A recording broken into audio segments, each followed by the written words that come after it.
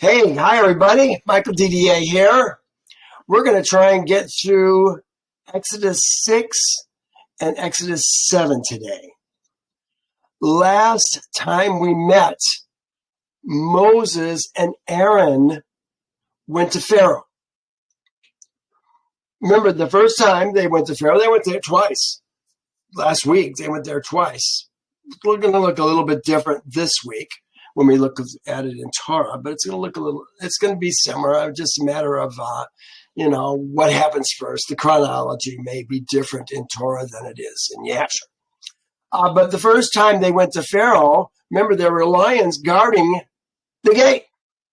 And they used their rod, the rod of Elohim, and did something to the lions so that the mechanism that was holding them tight was freed. And the lions followed them into Pharaoh. Remember, we're talking lions, big lions, are going with them into Pharaoh. And remember the size of Pharaoh. He's less than 24 inches tall. Little teeny fat guy with a beard down to his feet. And all of a sudden, these two are showing up in front of him. And he honestly didn't know what to say. He said, "Come back tomorrow." So when they left, he got his servants in. They called them the magicians. And we know who they were, Balaam and his brothers. And the next day when they came, they asked Moses for a sign. Moses gave him a sign. We saw that in Yasher. We're going to see it in chapter 6 and chapter 7 today. So that's why I say it's a little bit out of order. But after they did these signs, according to Torah, he put more work on the people by not giving them the straw that they needed to make the bricks. Moses went back and complained. Here it is right here, 5:22. So Moses returned to Yehovah and said, "Yehovah, why have you brought trouble on this people? Why is it you have sent me? For since I came to Pharaoh to speak in your name, he has done evil to this people. Neither have you delivered your people." Well, Yehovah's got an answer to this, and we're going to go through that today. But let me just remind you of a couple more things that happened last week in Yasher. They did the deal with the rods. We're going to see that in Torah today. Moses threw his rod on the ground, and it looked like in Yasher that the rod was going to eat their rods. But Balaam said, "Animals eat animals all the time. What would that mean? That doesn't mean nothing if he can eat our snakes," whatever they were. He says, "Let's make them back into rods." And so they made them back into rods. And once they were rods, look what it says. And when they were restored to rods, the rod of Aaron swallowed up their rods. Now, there's something you don't see every day, Maudie. Well, from there, Moses talked to Pharaoh, and Pharaoh asked him a question. They were talking about letting us go in to do burnt offerings and oblations and slaughters. And if they will not send us, his anger will be kindled against thee, and he will smite Egypt either with plagues or with swords. Well, he is going to smite him with plagues. So it's kind of like Pharaoh's asking, what has he done for me? And here Moses is saying, surely he created thee in thy mother's womb and put into thee the spirit of life. They always change spirit into breath. Yehovah says, you take away their spirit, they die and return to the earth. Put in thee the spirit of life, and reared thee, and placed thee upon the royal throne of Egypt. And he will take away thy spirit and soul from thee and return thee to the ground whence thou wast taken. And this is exactly what Yehovah is going to do. Remember, this Pharaoh, unlike Yul is going to die in the Red Sea when it collapses on he and his army. A couple more things I just wanted to mention here. Here it is. It says, and Yehovah said to Moses, oh no, here's again, Moses is complaining. And Moses returned to Yehovah and said, why hast thou ill-treated thy people? Isn't this what we just read at the end of 5? For since I came to speak to Pharaoh, what thou didst to me, what thou didst send me for, he has exceedingly ill used Israel's seed. Sorry, sometimes it's hard to read when they put it in that particular kind of order. Well, here's Yehovah's answer. We read it last week. And behold, Yehovah said to Moses, it said, behold. And Yehovah said to Moses, behold, thou wilt see that with an outstretched hand and heavy plagues, Pharaoh will send Israel's seed from his land. Well, let's pick up in chapter 6, where we're going to begin today. Here it is. Then Yehovah said to Moses, now you shall see what I will do to Pharaoh. You know, I always like to underline these wills. You will see what I will do to Pharaoh. Remember what Yehovah says, he does. For with a strong hand, he will let them go. And with a strong hand, he will drive them out of the land. Well, this is the end goal. This is not the near future goal. Because even Yehovah said, he will not believe you, Moses. He's already said it twice in chapter 3. He said it in chapter 4. We said it twice, once in each chapter. Don't get me wrong. With a strong hand. You know, these are things that I think we should watch as we go through these chapters. We're going to see in chapter 8, they're going to talk about the finger of God. In chapter 9, they're going to talk about the hand of God. In chapter 6, they're also going to talk about the outstretched arm. I will redeem you with an outstretched arm and with great judgment. Remember, that's the end. He's going to bring them out with a heavy, what is it they use? Maybe I have it down here. Here's 15. Greatness of your arm. Fear and dread fell on them by the greatness of your arm. That was in chapter 15 of Exodus. And is this future possibly talking about maybe worldwide? And Yehovah this is from Isaiah 52. And Yehovah has made bare his holy arm in the eyes of all nations. And all the ends of the earth shall see the salvation of Elohim. You know, a lot of people think that what Trump is doing is the end goal. Even if he's successful, I believe he is going to be successful. There are some who don't think he's going to be successful. But you know what? It's not the end goal. I see Trump as kind of a Cyrus, if you will. Remember Cyrus? He took down Babylon. But it was also Cyrus who allowed Israel to go free and build a temple. The temple is the end goal. That's going to be the establishment of Yehovah's kingdom on the earth. Now, the question is, what's it going to take for that kingdom to be established? Oh, I see a great shaking in the earth coming in the future. Well, we'll see. That's not our story for today. That's for another day. I talk about it in my writings. Let's go on to verse 2. And Elohim spoke to Moses and said, I am Yehovah. Here it is. Ani Yehovah. It's used 213 times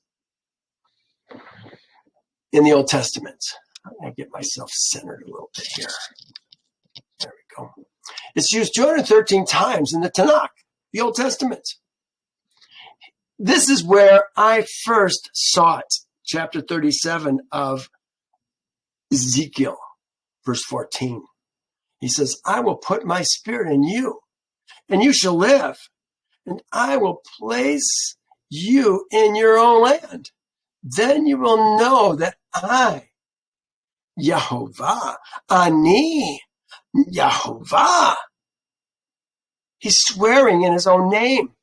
I have spoken it and performed it, says Yehovah. When he says, I am Yehovah, what he's really saying is, what I say, I will do.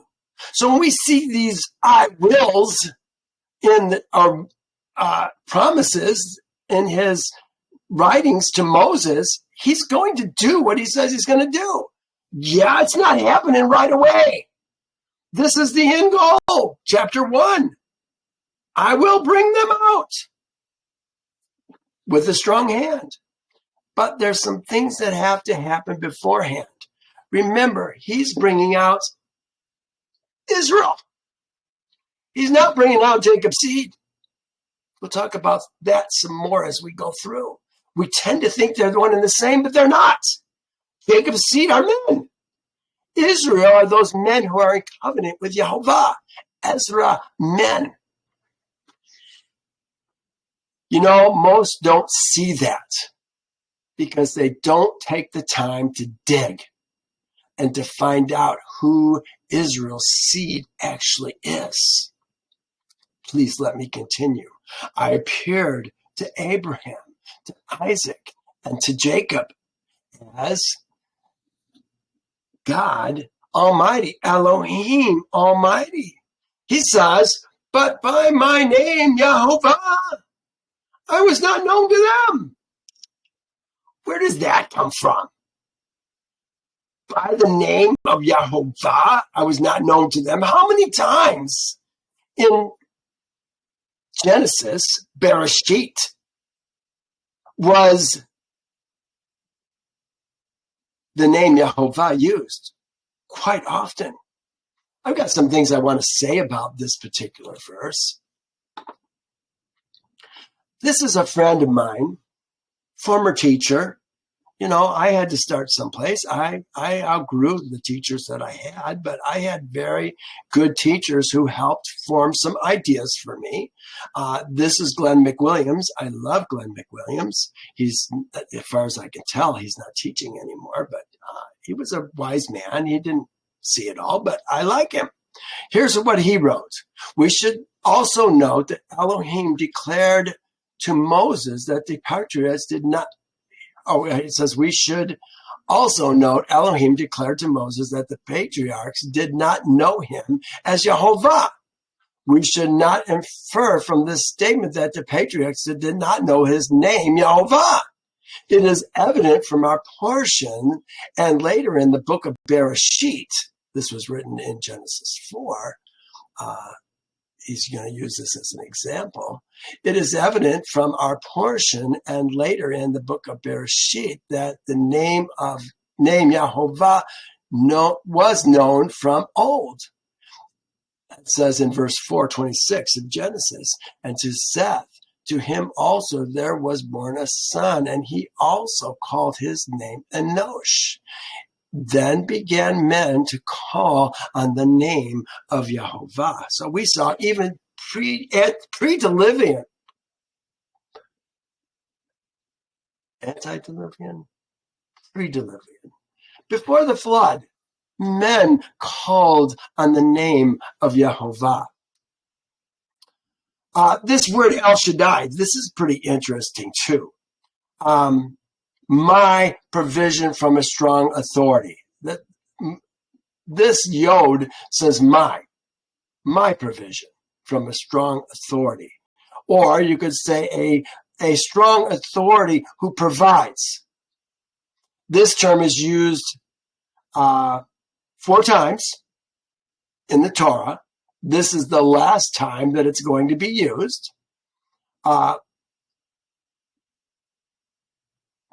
Ancient Hebrew lexicon of the Bible is really good at breaking down the picture language of this shad. We know what El means. El is the lawmaker and provider. It's just a short way of saying it. Shad, my shad, is this. The shin, he says, the pictograph shin is a picture of 2 front teeth. The dalet is a picture of a tent door that dangles down. Combined, they mean 2 that dangle. It's almost like the breasts of Yehovah are that which is feeding Abraham, Isaac, and Jacob. We have him as our provider if we have made ourselves entirely his.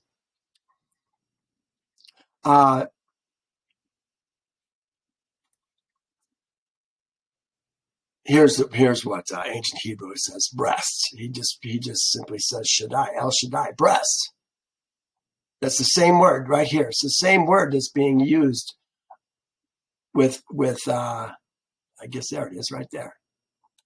Right here. It's the same exact word. Breasts. My breasts. El's breasts, if you will. That feeds me.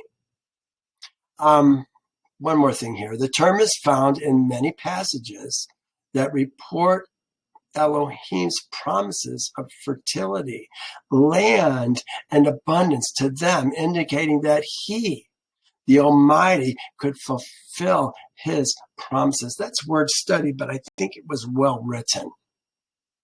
Verse 4, I have also established my covenant with them to give them the land of Canaan, the land of their pilgrimage, in which they were strangers.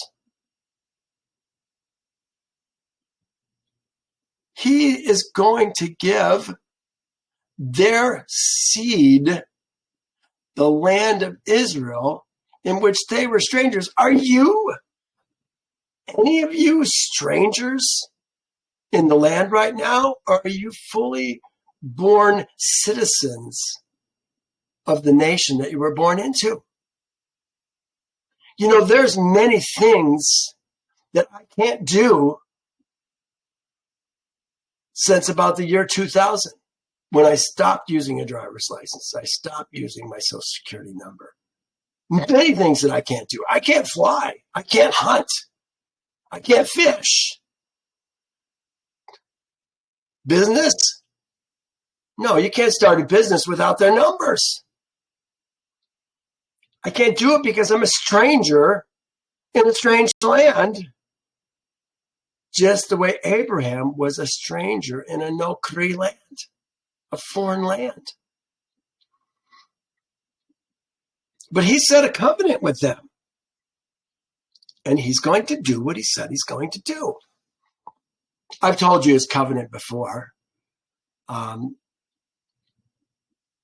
The covenant has, remember we were talking about the circumcision on this, and it all comes down to Passover. The covenant is made and renewed every year at Passover. He is remembering his covenant which he made with Abraham, Isaac, and Jacob.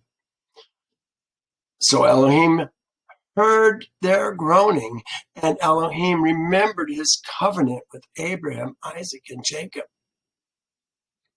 The men of Israel as a whole are not yet in covenant with Yehovah. Did you hear what's going on here? He's going to bring them out with a strong arm. First, they have to become his. Most of the men in Israel aren't Israel. Really, I should say most of the men in Egypt who are Jacob's seed aren't Israel yet. This is why the first 3 plagues, remember I told you last week, I thought that was 7 plagues that were going to be on them, and the last 3 weren't. I was wrong. The first 3 are going to be on Israel and Egypt, and the rest of the 7 are not going to be on Israel at all.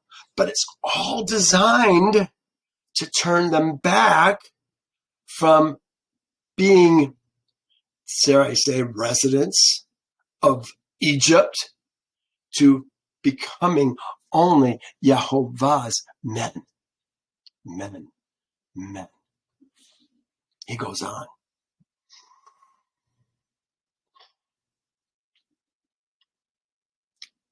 And I have also heard the groanings of Israel's seed, whom the Egyptians keep in bondage, and I have remembered my covenant. He heard the groanings of who? Yehovah heard Israel's seed's groanings. Does he hear all of Jacob's seed's groanings?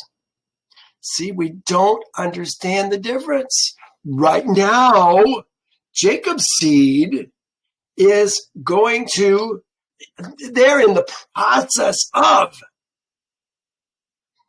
turning from Jacob's seed into Israel's seed. And it's not until they turn into Israel's seed that they're going to be allowed to leave Egypt, because they won't be Pharaohs anymore. They're going to be fully Yehovah's men in covenant with him. This is all a process. Well, look what he says now. And I have also heard, I guess I read that. Let's go to the next verse. Therefore, I say, let me just say again, I guess I kind of said it. Does he hear Jacob's seed? We believe that Yehovah hears our prayers. Or Jesus. We don't know what we believe. We have no clue. I got a note here. I'm going to pull it up. I might only get through 1 chapter today. It's not important if we don't. But I think I have a chapter on prayer. Let me just see what it says. Prayer. Prayer unanswered. Just prayer, maybe that's it. What's going on here? Prayer. All right, here's what Yehovah says about Israel. This is Israel that he brought out of Egypt. Israel who is really Israel, Ezra meant.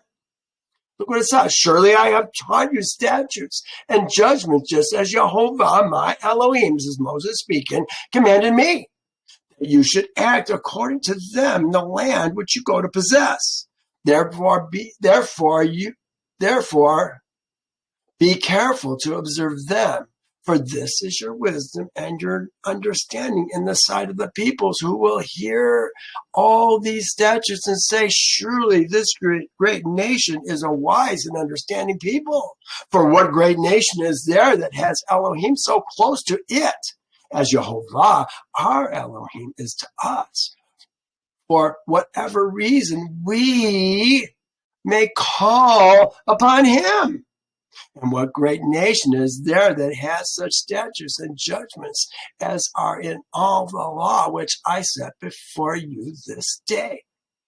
Does Yehovah hear everyone's prayers? Here's another one. I know this is going to take a little bit of time.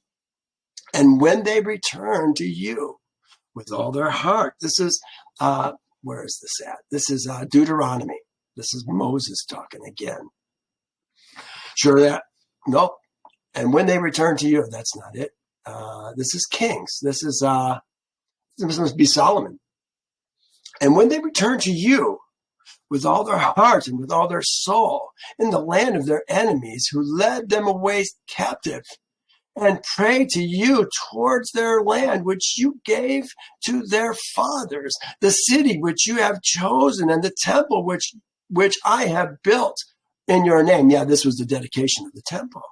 Then hear in heaven, your dwelling place, their prayer and their supplication, and maintain their cause, and forgive your people who have sinned against you, and all their transgressions which they have transgressed against you, and grant them compassion before those who took them captive, that they may have compassion on them, for they are your people and your inheritance, whom you brought out of Egypt, out of the iron furnace, that your eyes may be open to the supplication of your servants and the supplication of your people.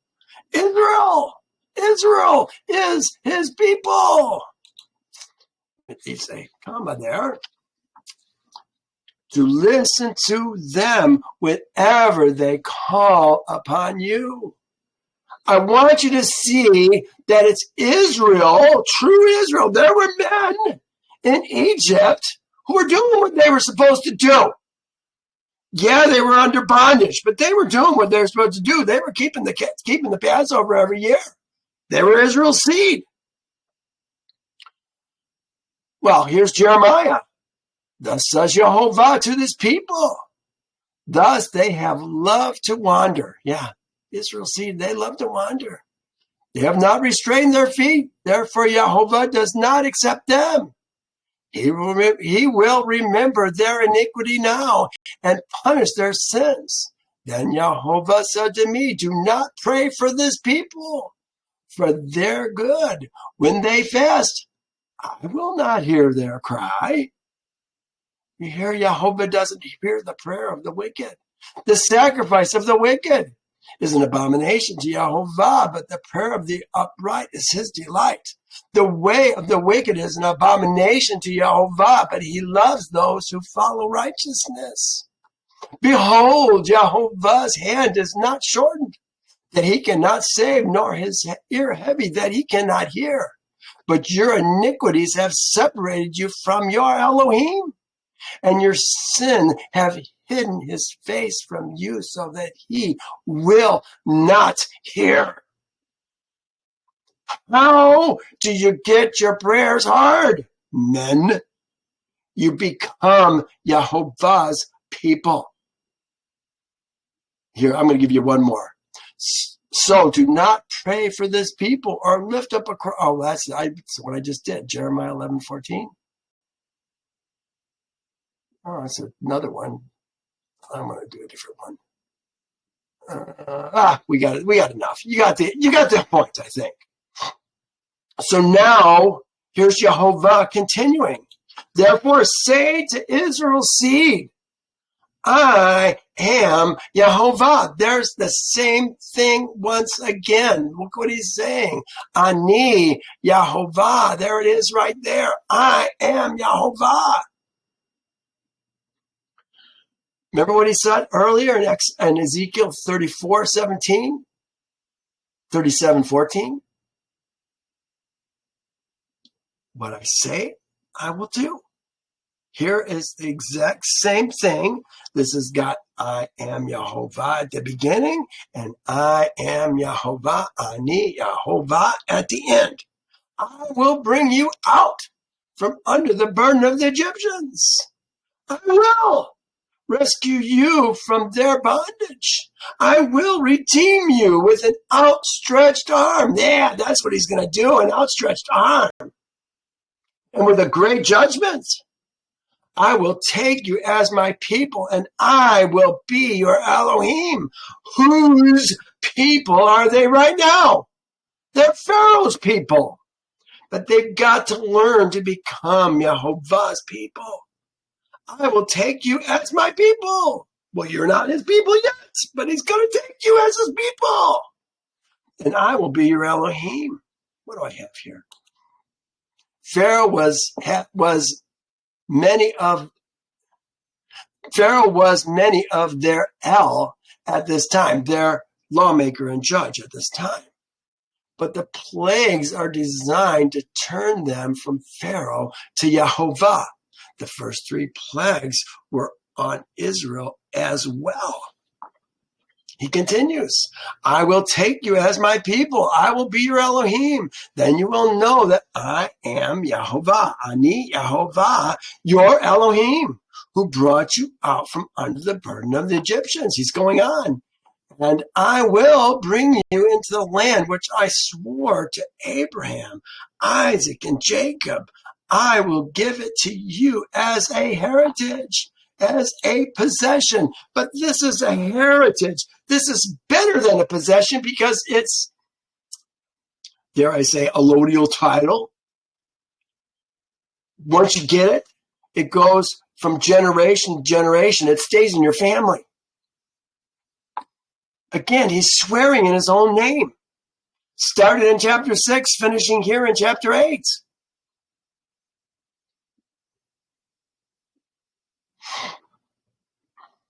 He's swearing. This, I believe this is swearing. He is swearing in his own name. This is what's happening here. As an example to us, when we swear in his name, that we don't take his name in vain. We do what we say we're going to do.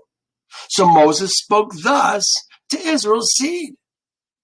But they did not hear and obey, heed. That's Shema.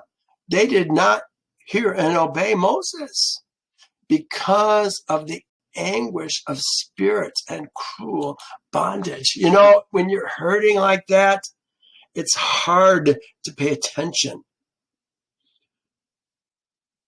It's a little bit of what's going on in the world right now with breaking down Babylon. People don't know that they have been a slave in Egypt. And until they can actually see that they're a slave, they can't get out. Here I have a note. They were impatient with Moses as we are. We want it now. I want it to happen now. I'm tired of waiting. V, that's kind of what you were saying. I'm tired of waiting. 10 years, 15 years. How long is it going to take? Excuse me. I see that in leaving the kingdoms of men and joining the kingdom of Yehovah, that things get harder. But we must endure the hardship if we want to reach the goal of our faith. What's the goal of our faith? Glory and honor and immortality. That is the goal of our faith in Yehovah. And remember, when we talk about faith, faith is actions. You do not have faith me'od unless you are doing the commandments, the statutes and judgments that Yehovah expects of us. That's faith when you do it. That's what faith is. People don't understand what faith is. I got another writing on that. Well, I don't pull things. Rarely do I pull things from the New Testament, but I like what this had to say. This is Hebrews 10. And I thought it was pretty pertinent to what we're looking at here. The people don't want to follow Moses because they're in bondage. And when you make a change from one Elohim to another Elohim, it's hard. People won't support you because if they support you, then they should do it too, don't they? But see, they're not going to support you on this kind of thing. And so it's difficult. But recall the former days in which after you were illuminated, you realized Yehovah is the Elohim. You endured a great struggle with sufferings. Oh, I sure did. I was divorced. My friends left me, lost my positions in the world. Partly while you were made a spectacle, both by reproaches and tribulations, and partly while you became companions with those who were so treated. Yes, they were my only friends, other people who came out. And there was few of them, let me tell you. For you had compassion on me and my chains, and joyfully accepted the plundering of your goods, knowing that you have a better and enduring possession for yourselves in heaven. I put in the heavenly kingdom. Therefore, do not cast away your confidence, which has great reward. There is an end goal. And Yehovah, verse 10, and Yehovah spoke to Moses, saying, go to Pharaoh, king of Egypt, and go in, tell Pharaoh, king of Egypt, to let Israel's seed go out of his land. And Moses spoke before Yehovah, saying, Israel's seed have not heeded to me. How then shall Pharaoh heed? Both words, Shema. They have not shemad. It's being used as a verb there. I guess heard me. Not sure what part of English that would be the second time. How then shall Pharaoh shema me? For I am of uncircumcised lips. We're going to get the answer to this question in the next chapter. What do I have here? This is why we had 3 plagues fall on us as well. We didn't listen to Moses. Is Moses saying, uncircumcised lips, is Moses saying that he lacks the words that will cause both groups to hear and obey, to Shema? Yeah, I think he is. He's saying uncircumcised lips. In other words, he doesn't have the words. I don't have the words. I don't have the words, Father. I don't know what to say. We're going to find out what Yehovah has to say about that in just a moment. And Yehovah spoke to Moses and Aaron and gave them a commandment for Israel's seed and for Pharaoh, king of Egypt, to bring Israel's seed out of the land of Egypt. These, look at this. This is so interesting. These are the heads of their fathers' houses. Then they put the sons of Reuben, firstborn of Israel, Anak, Palu, Hezron, Carmi. These are the families of Reuben. Then he does Simeon, Yemuel,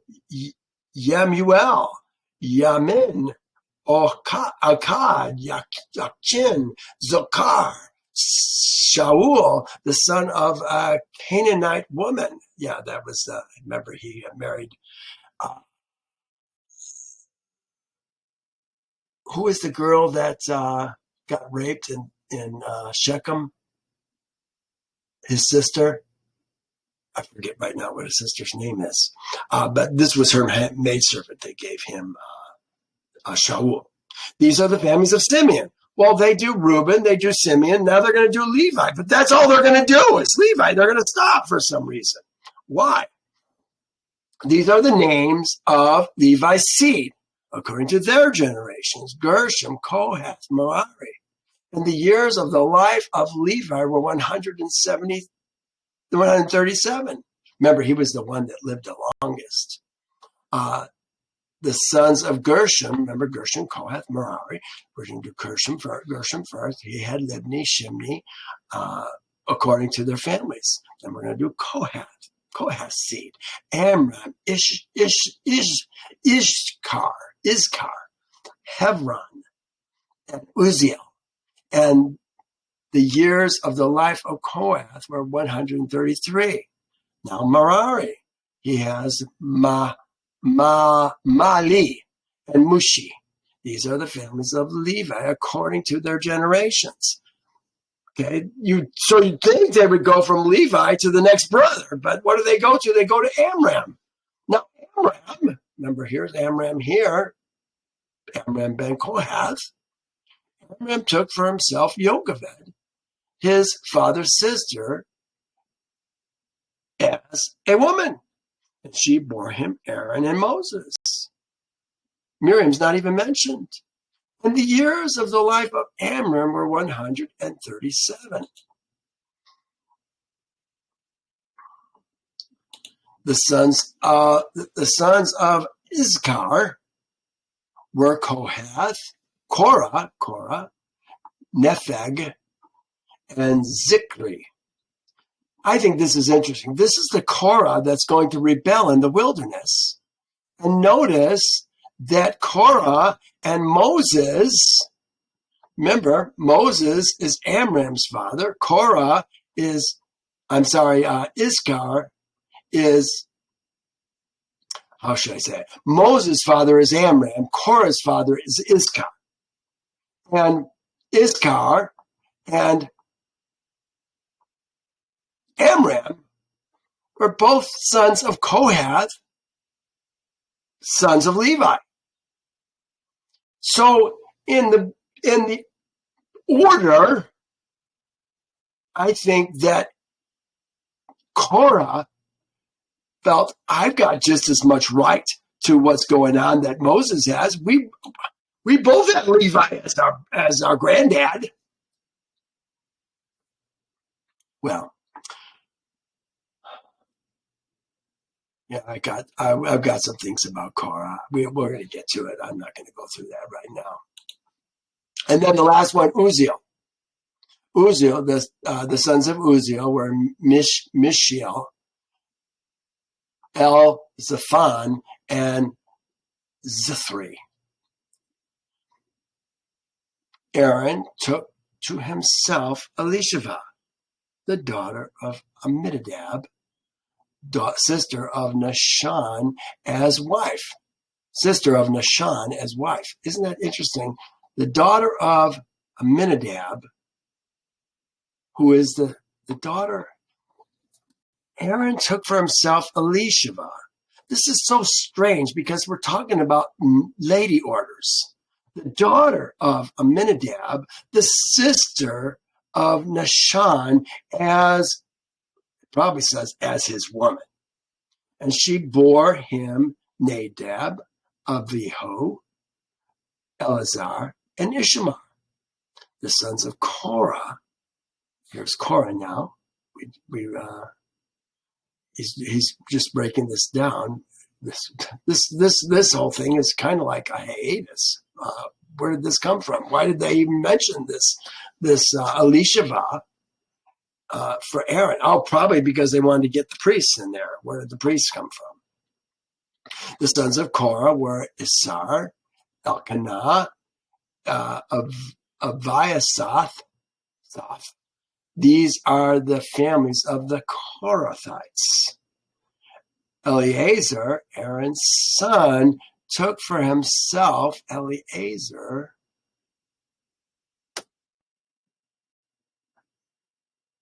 son, okay.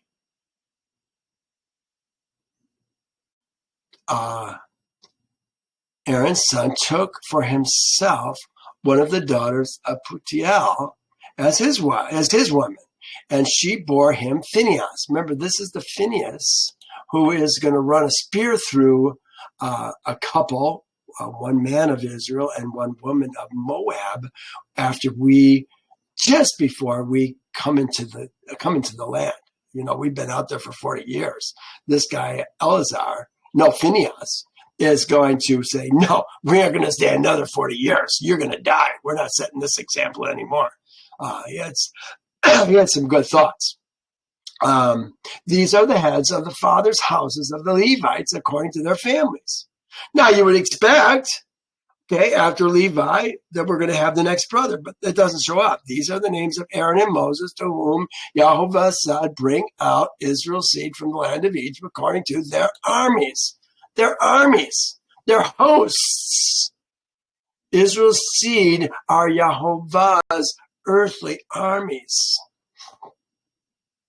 These are the ones who spoke to Pharaoh, king of Egypt, to bring out Israel's seed from Egypt. These are the same Moses and Aaron. Does it sound a little redundant to you? It does to me. And it came to pass on that day that Yehovah spoke to Moses in Egypt's land. That Yehovah spoke to Moses, saying, Ani, Yehovah, speak to Pharaoh, king of Egypt, all that I say to you. But Moses said before Yehovah, behold, I am of uncircumcised lips.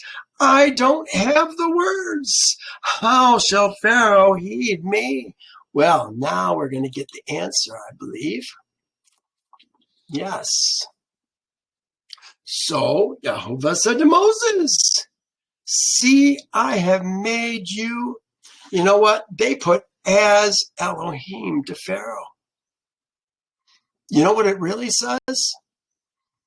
I have made you a Elohim to Pharaoh.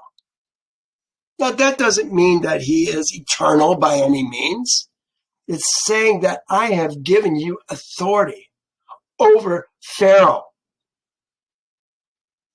You have more power in you than he does. You are an Elohim of that Elohim. That's what he's saying. And Aaron, your brother, shall be your prophet. What do we have here? Yeah, they put in this as. No, you are Elohim to him. This is what they do in this verse down here. Where is it? They do not know, nor do they understand. They walk about in darkness. All the foundations of the earth are unstable. And I said, you are Elohim. And all of you are sons of the Most High. Ezra men are Elohim, sons of the Most High. But you shall die like men and fall like one of the princes. Arise, O Elohim. I think this is what's going to happen in the future. The Elohim are going to arise. Arise, O Elohim, judge the earth, for thou shalt inherit all nations. You know, in some translations, they say you are angels. No, you are Elohim. This is what he's telling Moses right now. He is an Elohim.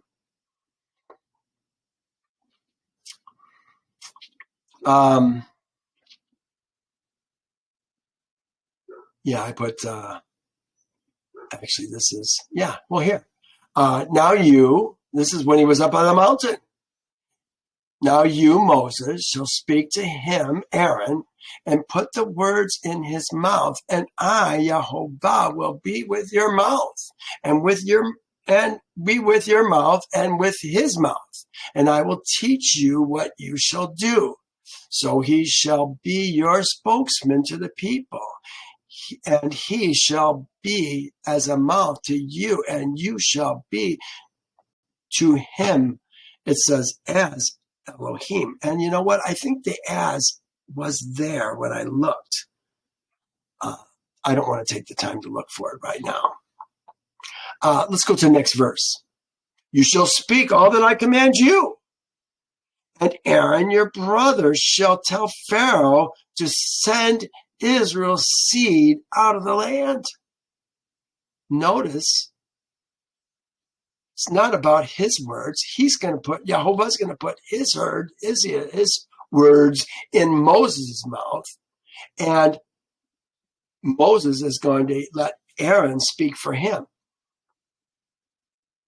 I will harden Pharaoh's heart and multiply my signs and my wonders in the land of Egypt. But Pharaoh will not heed you. There it is again. This is the third time that he said, but Pharaoh will not heed you, so that I may lay my hand. There he is, my hand. Remember, we're going to see the finger of Elohim, the hand of Elohim, the arm of Elohim. That I may bring my armies. You know, they put an and in there. That and's not there. My armies.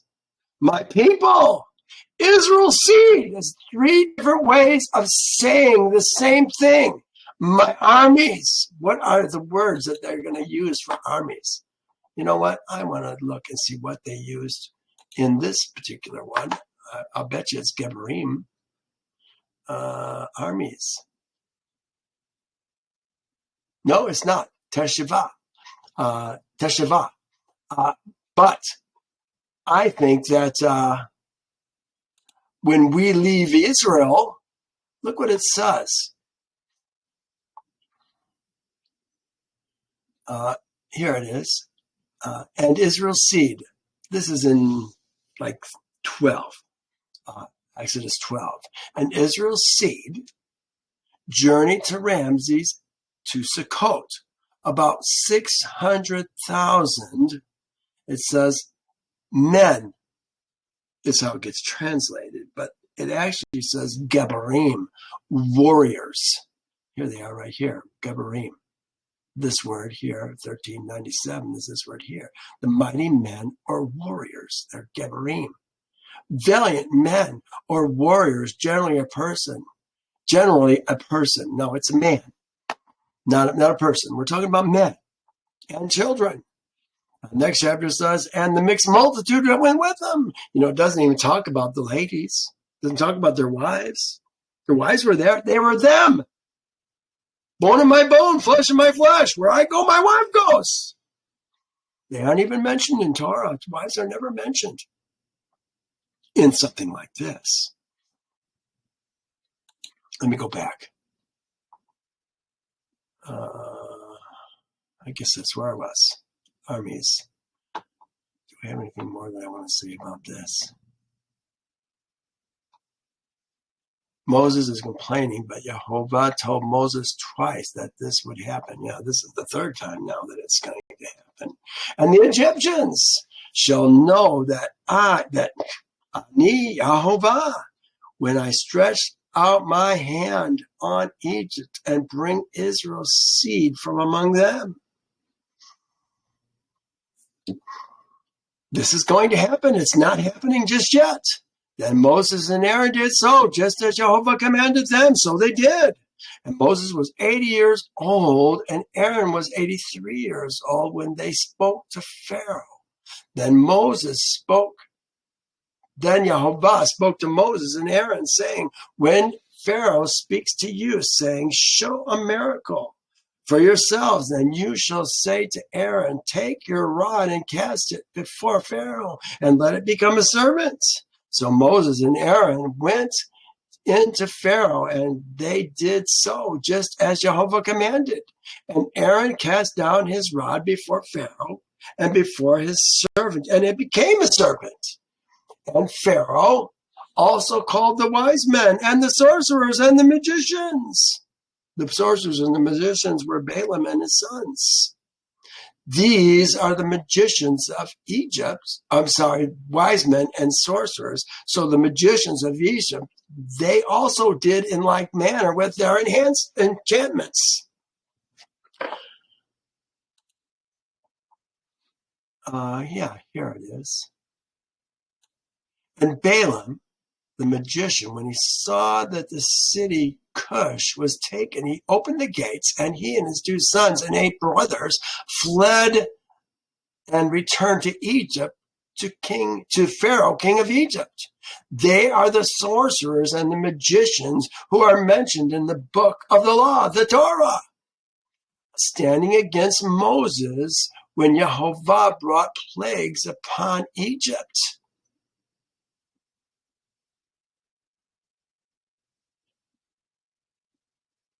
That's enough for now.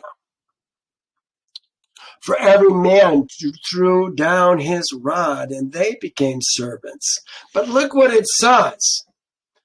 But Aaron's rod swallowed up their rods. Does it sound like something is missing?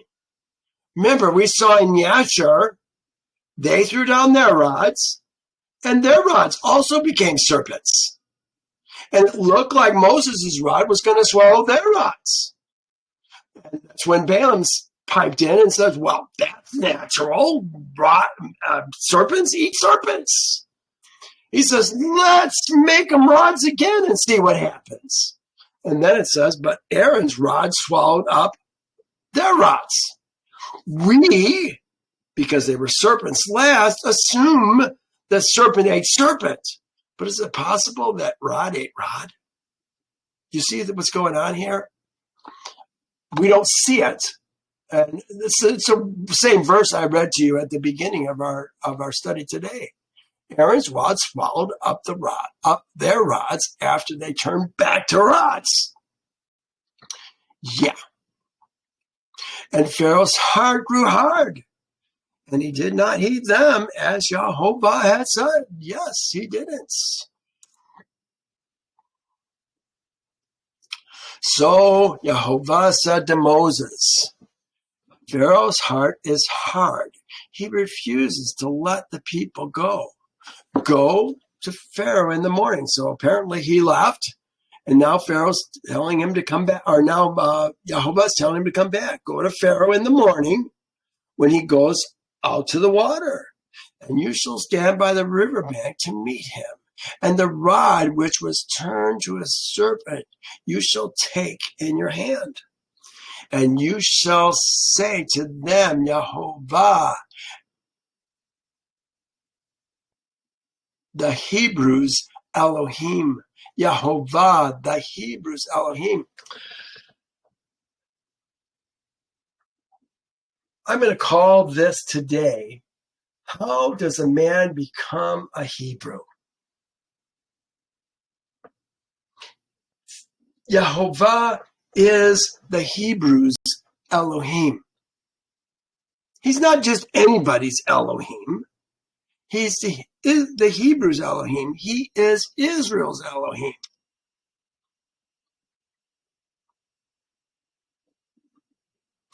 We're not going to leave until, what does he say?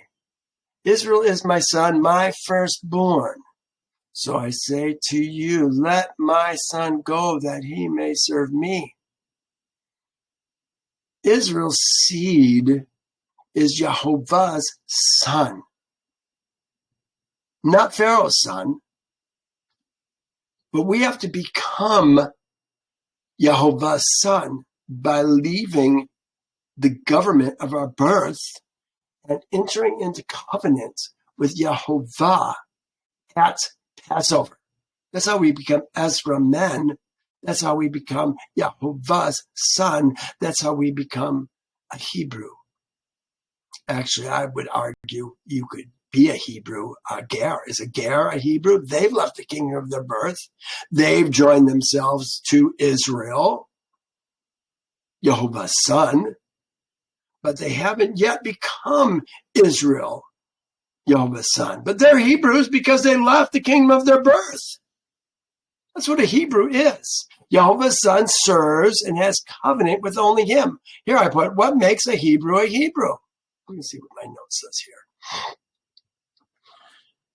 And in that day, I will set apart the land of Goshen, in which my people, this is Exodus 9, the next week's verse, I will set apart the land of Goshen, in which my people dwell, that no swarm shall be there, in order that you may know that I am Yehovah in the midst of the land. I will make a difference between my people and your people. Tomorrow the sign shall be. You can't be Pharaoh's people and Yehovah's people at the same time. Got to be one or the other. Can't serve two masters, I guess is the New Testament way of saying it. For indeed, I was stolen away from the land of the Hebrews, and also I have done nothing here that should put me in this dungeon. This is Joseph speaking. The land of the Hebrews land, that was Canaan. And when she spoke, this is Exodus 2, she saw the child, and behold, the baby wept. So she had compassion on him and said, this is one of the Hebrews, Yeladim, one of the Hebrews' sons, young sons, Yeladim.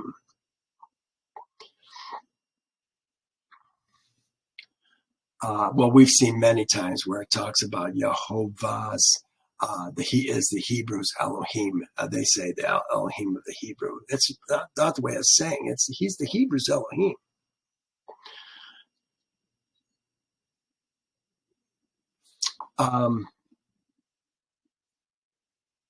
Here, I love this. This is in Esther.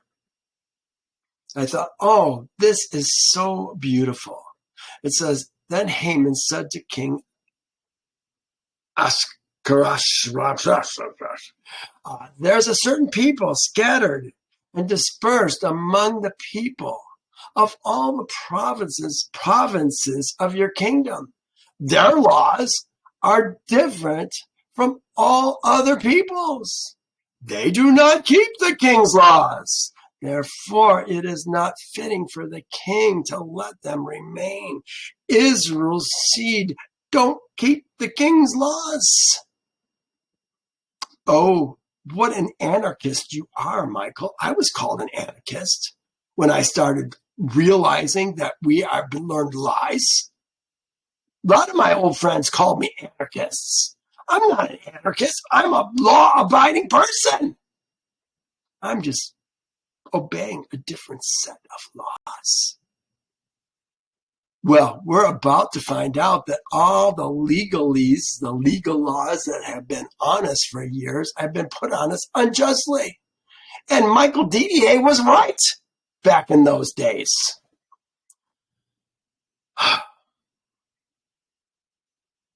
Yeah, what did we say about when you are illuminated, you get a great, I forget, I love that verse in Hebrews 10, so beautiful.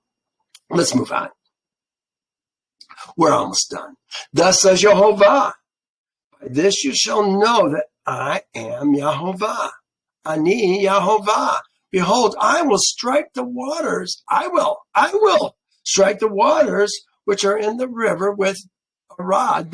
This is thus says Yehovah. No, this is Yehovah. Yehovah is saying, I will strike the waters. Who's going to strike the waters? Aaron's going to strike the waters, but Yehovah says it's him that's doing it. Behold, I will strike the waters which are in the river. I guess he's saying I will afflict the waters in a sense.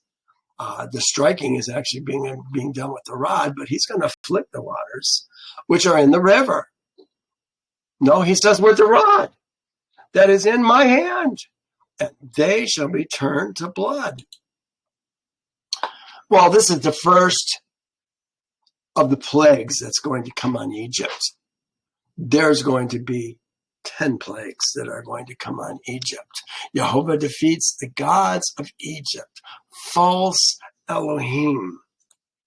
Elohim, notice I put that in with the small e. This is, do you remember we talked about the substantive? No. Talking about two different plurals in Hebrew. One talks about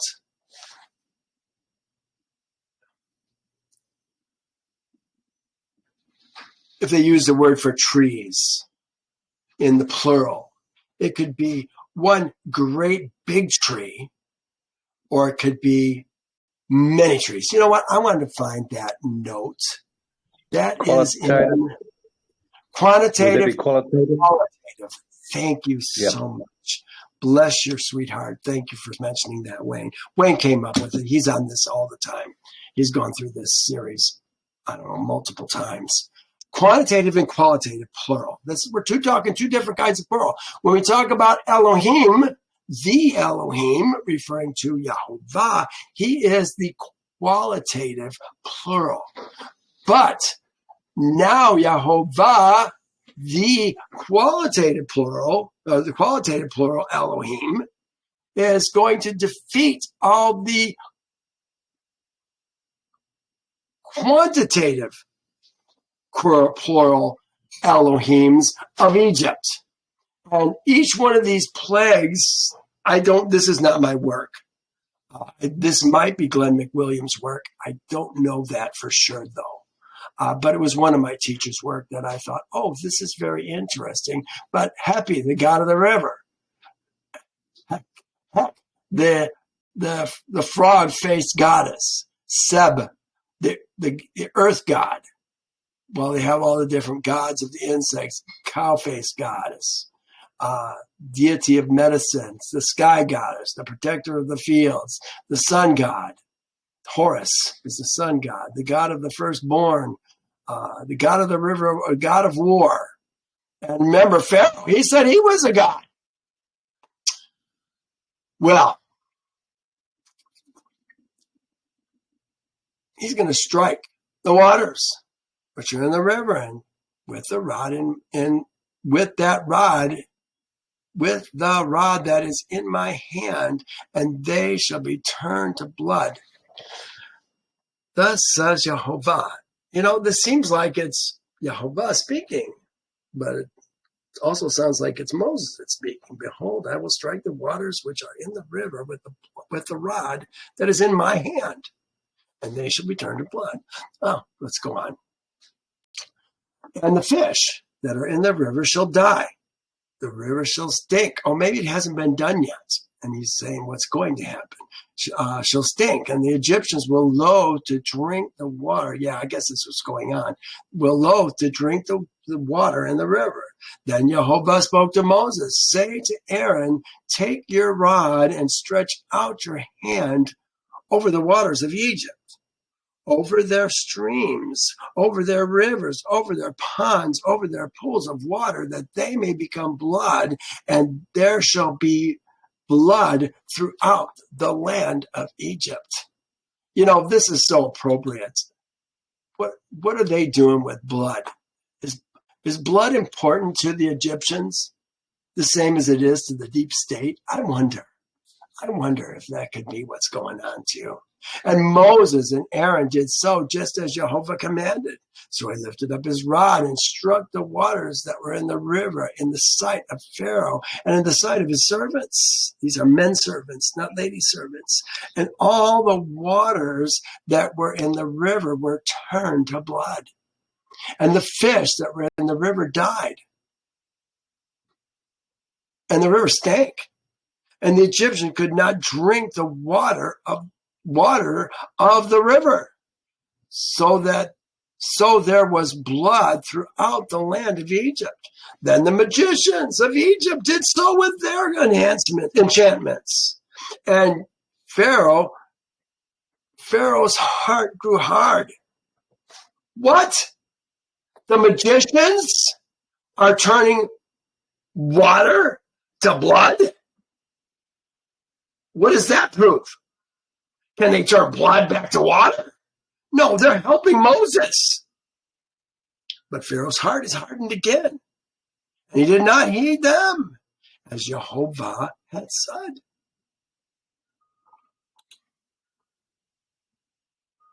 Shema, do not Shema, hear and obey. All he did was assist Moses. And Pharaoh turned and went into his house. Neither was his heart moved by this.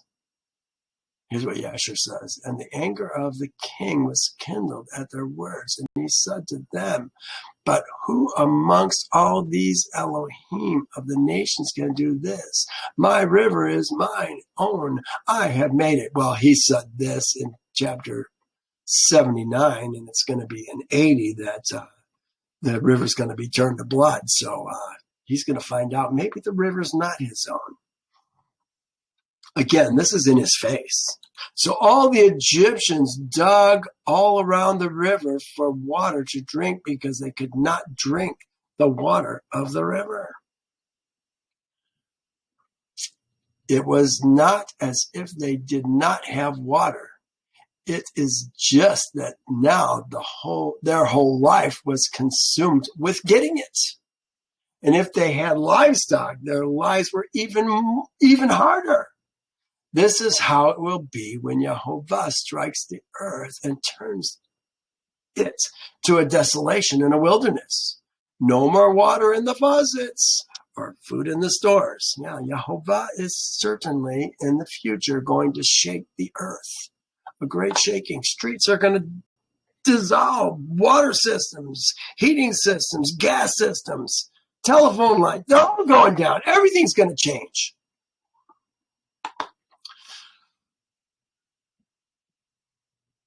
What's going to happen to Israel's seed during that time?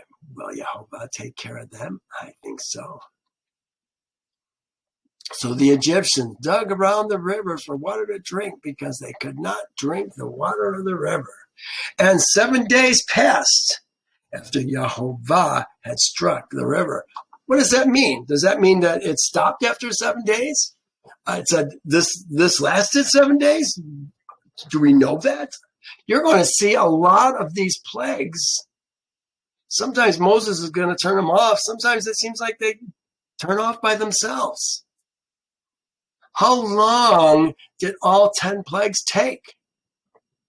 Remember, Moses was let out of prison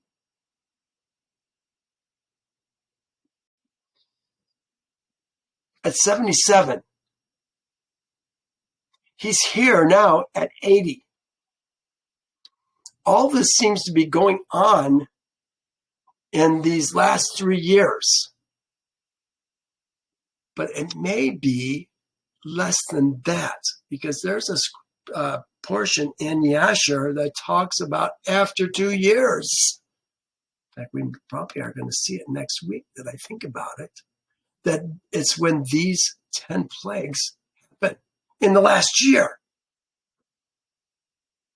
Fast.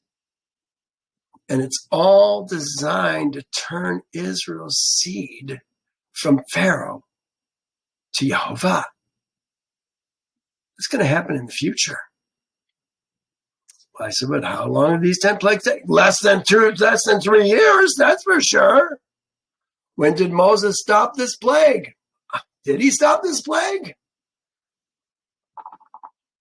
Did it stop by itself? Yeah, we don't know. Well, we're going to pick it up next week. Thank you for joining me, you guys. I hope this didn't go too long. But yeah, next week we're going to get into some more of the plagues. It's pretty interesting stuff. Catch y'all later. Bye now.